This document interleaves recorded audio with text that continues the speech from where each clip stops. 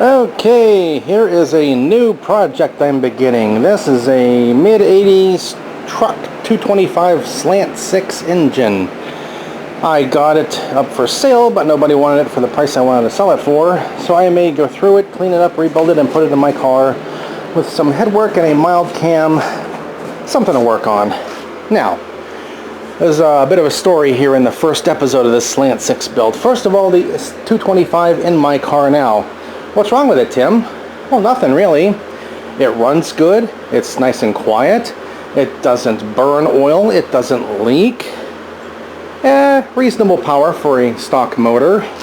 Although getting on the highway and getting up to 80 mile an hour is a bit slow. I took it to the drag strip recently. It was running 18.3s at 74 miles an hour, the way I had the car set up. And from the time slip, I was able to determine my 0 to 60 time is right around 11.8, 11.9 seconds. So yeah, the engine, although it runs good, the acceleration is a bit weak. And I knew someone from many, many years ago who had this truck Slant 6 he had pulled out, and this 1971 340 sitting over here with 1969 X heads and some of the other parts to reassemble it. And I didn't really need them, didn't really want them, so I knew he needed money, so I gave him a good lowball offer for both this engine and that one, and he took it and said, oh, you must really need money to take that money for it, so hey, whatever. A little bit of satisfaction here. This is the same guy who 25 years ago laughed at me when I told him I was going to computer school. Ha ha ha, Timmy, you're not going to get anywhere in that. Well, I mean, it took a while after I got out to start getting computer work, like 10 years. I was in other jobs. That's a whole other story. But all these years later, one of us is doing much better money-wise with good jobs, a laundromat, rental properties, and the other one isn't. Success is the best revenge. Always keep that in mind. We don't have to say anything because we know who won in life and who didn't, or who's winning in life. Anyhow, I didn't see it as a practical investment to buy a brand new engine stand for one job. So I went on Facebook Marketplace and I found this one for 50 bucks.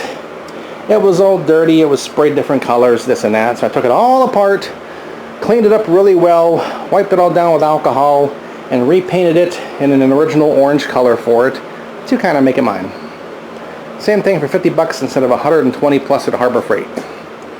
Now, you may be asking yourself, Tim, if you're going to rebuild a motor to put in your Duster to make it faster, why use another Slant 6? Why don't you go to this 340 you have here, which will definitely make it faster? And there are financial reasons for that.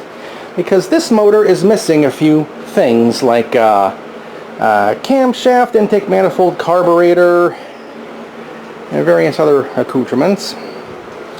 And it would cost several $1,000s to get the motor assembled. This thing was taken apart, bored 40 over, cleaned and balanced, and it sat for years, so now it's all dusty and dirty. It needs to be taken apart and cleaned again. Now, after I have the motor built, the engine to transmission bolt pattern is different, so I need to change the transmission. Then, because the new transmission will be 4 inches longer, I will need to change the drive shaft. And then, because a weak little 7 1/4 axle, which I've broken 6 of with Slant 6s, is not going to hold up behind a V8, so I need to change the rear axle. And then, my exhaust system that I paid a lot of money for will no longer fit. So then I have to have a new exhaust system and put in a car. So it would take a good $6,000 to put this V8 in the car. Yeah, it would have plenty of power, but it's more than I need. If I want to go fast, I got my Tesla Model 3 over there. It'll go fast.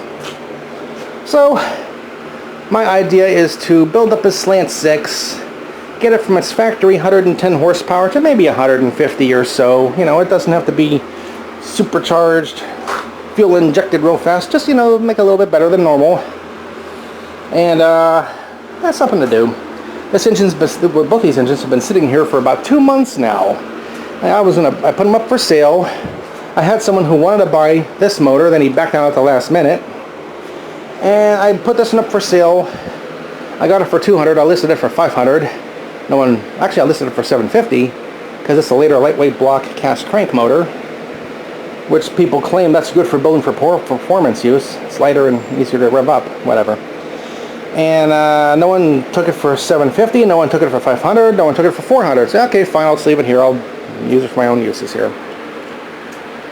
And it's been about 2 months. I'm like, yeah, I could do this. I mean, now why don't you just do work on the motor tin that's in your car already? Well, I could get another cylinder head and port that and put it on the engine I have in the car. Yeah, but I also have a camshaft that's a mild cam, a little better than stock, to put in the car. And to get a cam in the engine, in the car, would be very difficult. I'd have to take apart so much of the motor, I might as well just pull the whole thing out. And if I'm going to pull the engine out, I might as well, check everything, change the seals, change the bearings, change the rings, this and that, all sorts of things. Once you get it apart, you'll find, oh, I might as well do that. I already have it out. Might as well do that. Might as well do that. And then the car would be down for months. Because I have called around to local machine shops, and everyone is like, yeah, we're really busy. We're backed up. It's going to be a month or more before we can even get you in here. And then once they have your stuff in there, it may be weeks before they get to it. It used to be you could go to the machine shop, have stuff done in a few days. Now, you're looking at a month or more. So, yeah, well, I can work on this motor, go through it, clean it up a little bit, while still driving my Duster with the original engine, and then switch them. But that's another problem. I don't want to have an extra engine laying around the garage here. I have little enough space as it is. I could put it in that corner, but I don't want to have another engine around car. So, I don't know. There's no perfect solution. Maybe if I was doing this job in the winter time, I could pull the motor out of the car and do it over the winter. Yeah, well, today's July 4th. Happy 250, America. 250, yeah. So, that is what I am thinking of doing now. I have not done anything at all with this motor. I put a wrench on the crankshaft and I turned it over half a turn. Okay, it's not locked up.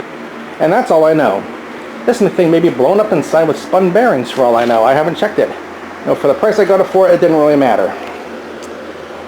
But anyhow, that is what I am thinking about doing. So I thought I'd bring out the camera, make a video project of it all, get some views, likes and watch hours in the YouTube channel while I'm going through the whole process. A teardown will be the easiest part. I planned on taking this thing apart today. It's really hot today. I don't know how long I'm going to be here. But that's the first step. Disassembly, inspection, see what's there. My first issue is, look around in here. I don't have any kind of a hoist or lift or anything. How do I get that engine up on the stand? Well, I figured I would disassemble the thing down to the short block, take the top spinning part there out of the engine stand, get it on the back of this, maybe tilt that thing over on its side, and just kind of tilt it up back onto its wheels. I have someone who can give me a hand with that. I'll need help. Because even with the short block alone, it's going to be about 250 pounds or so. I don't know, 200, 250, somewhere in that range. We'll see. And about 2 hours later, I have the motor taken down this far. I'm about to pull the cylinder head off. So far, it's just been easy stuff, unbolting little things, getting the hands all greasy and dirty, and but I'll continue taking it apart, and we'll see what we see.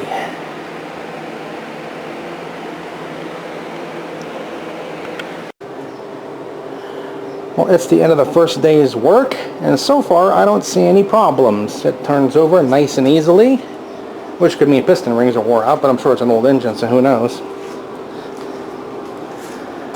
But everything seems good. Don't hear any noises, don't smell anything burned or anything like that.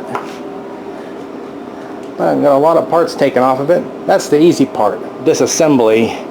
Now comes all the inspection and cleaning and reassembly, and then the first startup and hope you don't screw it up somehow.